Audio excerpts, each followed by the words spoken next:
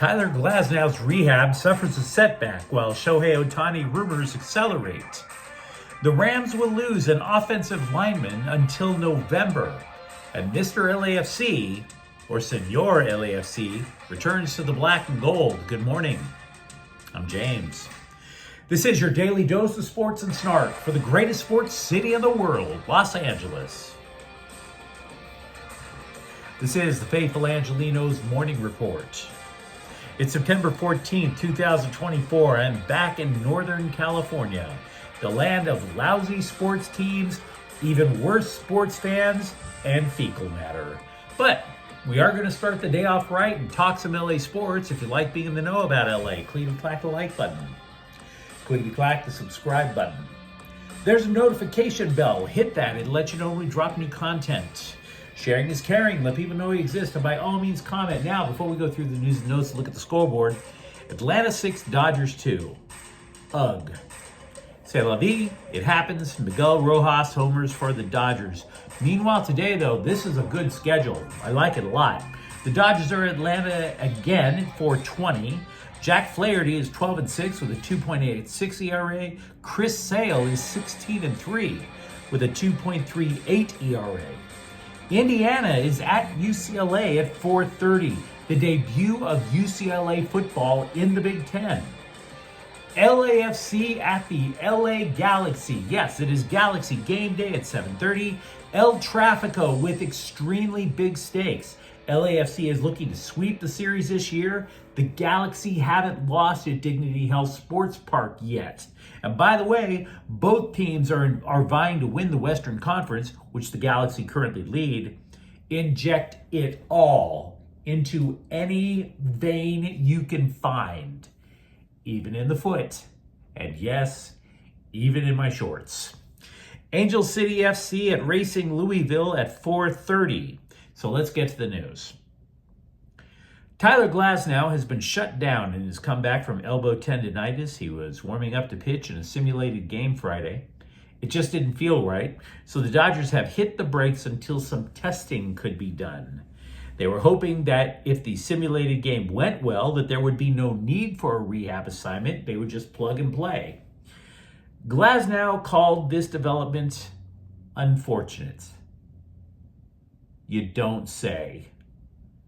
Now, I got to tell you, time does matter with this because, after all, the regular season ends 2 weeks from Sunday. You might even imagine that a first-round bye in the playoffs would be very helpful to the Dodgers, too, in trying to cobble together some semblance of a rotation. So these kind of things, not particularly helpful. And I bring this up because while some will argue that this means that the Dodgers should accelerate Shohei Ohtani pitching, like Times columnist Bill Plaschke argued a couple of days ago, I have to reiterate, you can't accelerate Ohtani's rehab. You can't. His arm hasn't healed. It is still recovering. It only underscores how damn foolish the setback that Glasnow is having only underscores how damn wasteful that the Dodgers are with their pitchers. And if they are that foolish to put Shohei Ohtani out on the mound, they may as well take a shotgun to his elbow and blast it clean off. Thanks to the Dodgers jerking around Plaschke, who threw this idea of Ohtani pitching out there a couple of days ago, the scribes then surrounded Dave Roberts and asked him, "Are you sure this is a good idea? Ohtani pitching?" And Roberts, now realizing he was up against it, said the odds of Ohtani pitching in the playoffs is, quote, not a 0% chance, unquote. Well, for damn sure, it better be a less than 0% chance. I don't know if you could put negatives in a percent chance. Feel free to put that as Shohei Ohtani's chance. I went off on this long rant yesterday about how stupid Plaschke's column was. So now I have to go back to the well and give you even more reasons as to why this is stupid. I don't like repeating myself. I'd rather talk about new ideas. But here goes. Again, the Dodgers risking a $700 million deal on a guy whose elbow has not completely recovered from a second Tommy John surgery. If they do that, not only should Dave Roberts get fired and the entire coaching staff along with him, Andrew Friedman needs to be shown the door too. Because, and I know how outlandish that sounds, I do, but the Dodgers have wasted every year tens of millions of dollars on pitchers that they have played an active role in injuring. Now, it's one thing to say, you know what, our methods of teaching people how to pitch, it's one thing to say, you know what, we blew it on the money that we gave Tony Gonsolin. It's an entirely different story to have squandered $700 million on a generational talent, and you wind up losing him for significant amounts of time because you injure pitchers. Injuring Shohei Ohtani might even qualify as an international incident. The Dodgers have more starting pitchers on the injured list than they do on their actual roster right now. 7 injured, 5 available. And rest between starts, something the Dodgers were touting this year. Oh, we're going to give them extra time between starts. That hasn't been the answer. Remember when a starter was supposed to go 200 innings a year? The Dodgers haven't had a single pitcher throw more than 150 innings since 2021.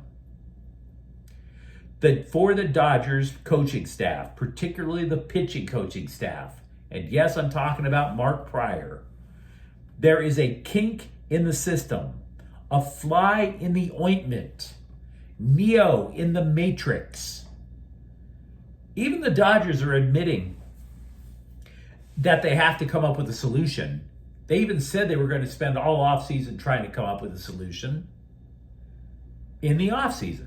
It's not the offseason, so cut it out. The idea of risking a $700 million player because you can't keep the rest of your pitchers healthy is the very definition of stupid. Stupid with 3 O's. You'll just have to settle for him hitting bombs and stealing bases. Find your out somewhere else, and that's the memo. Meanwhile, with the Rams, offensive lineman Steve Avila underwent knee surgery for a medial collateral ligament tear, and he might be sidelined until November, according to Sean McVay. So that feels below average.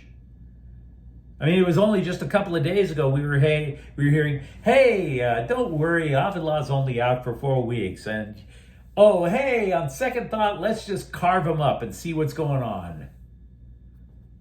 Thanks for the heads up, guys. Totally appreciate. So now we're sitting there wondering about what the hell the Rams are going to do on the offensive line again, right? You got tackle Rob Havenstein. Now, he is expected to play on Sunday.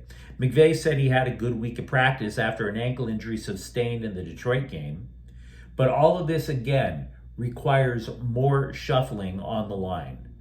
So, with everything that I've read, and I admit part of this is a guess, you have Havenstein at right tackle, Kevin Dotson at right guard, free agent signee Jonah Jackson at left guard, and Warren McClendon subbing in for the suspended Alaric Jackson at left tackle.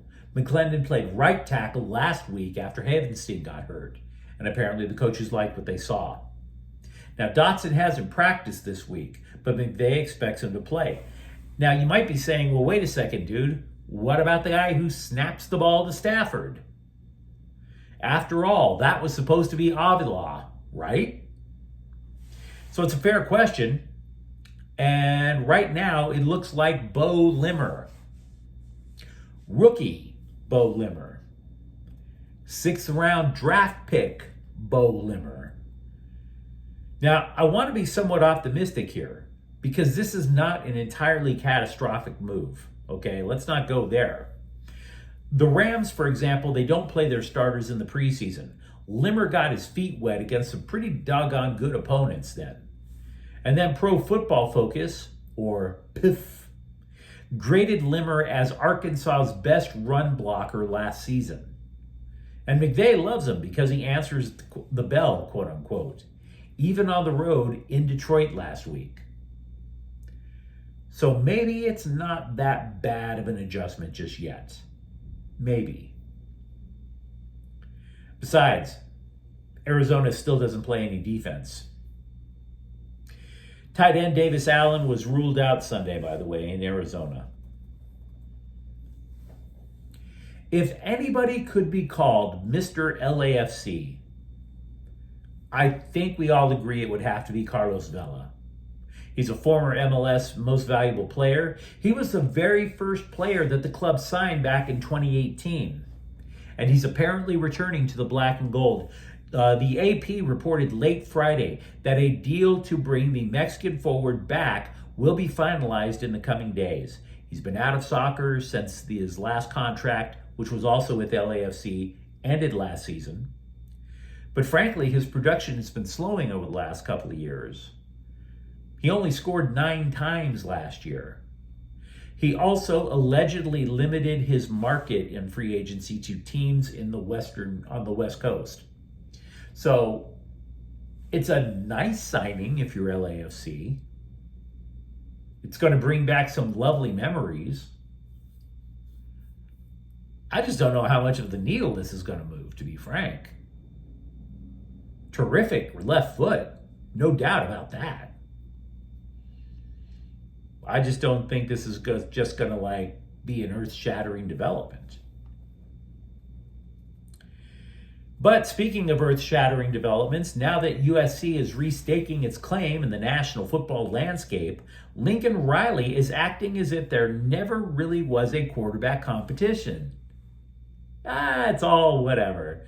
It's kind of hilarious, because he didn't even name Miller Moss as the starter until, 5 minutes before kickoff against LSU. So Riley goes on a podcast that I don't listen to, and he says, quote, "There's no question he's really smart. He's one of the smartest ones and maybe the smartest quarterback that I've ever had," which is saying something. "Those other guys really understood the game too, but he's got a great mind for it," unquote. Now, a couple of days ago, I had noted that Moss was starting to show up in mock drafts. The Heisman scuttlebutt is also starting. Now, don't get me wrong, it could all deflate with a loss in Michigan. But if SC starts out 3-0, that drumbeat is going to get a little louder. Shams Charania of The Athletic reports that the Lakers are the frontrunners to sign Christian Koloko, formerly a second-round pick with Toronto.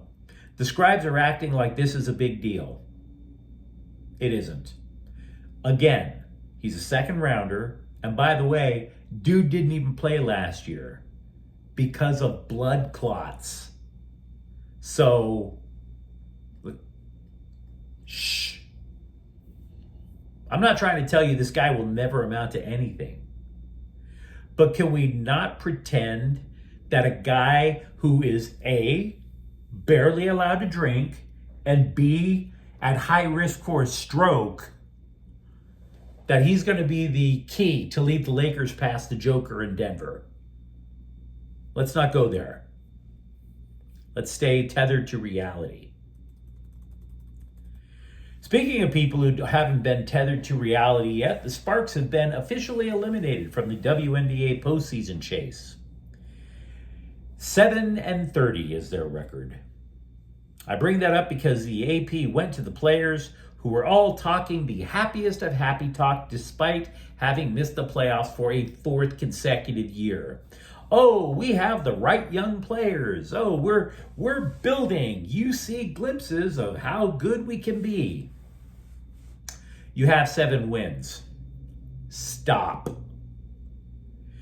Now, if you do happen to watch women's basketball and you are wondering about where the Sparks go from here, we'll talk more in the coming days, but you're going to hear a lot during the offseason about UConn guard Paige Buchers because the Sparks have a 44% chance of getting the top pick in the draft lottery, which will be held in December. She averaged 21 points per game as a junior last year. So you're going to read a lot of people saying, oh my God, she is the key. She is the chosen one. I'll believe it when I see it. I'm not trying to be disrespectful to her at all.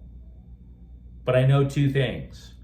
One, nobody's comparing her to Caitlin Clark, who is considered to be the chosen one in the WNBA. And two, we were told the Sparks were a legit threat to return to the playoffs this year. They didn't even come close. They're not even going to win double digits in games this year. So I don't give a damn anymore about what the Sparks say. You know, I don't give a damn about what they're wearing to break the internet. We're here to talk about LA teams doing their best to succeed. Sparks ain't it right now. But you let me know what you think in the comments thread. Talk to me, for example, about the state of Dodgers pitching now that Tyler Glasnow might not even participate. Or for that matter, if you're kinda, sorta okay with the Rams rebuild on the offensive line. And if you enjoyed the content, don't forget to subscribe to Faithful Angelenos. We talk LA sports here every single day. Thank you for watching. I'm James. We'll be back tomorrow. Faithful Angelenos is a Kian Cortel Queso production. Take care.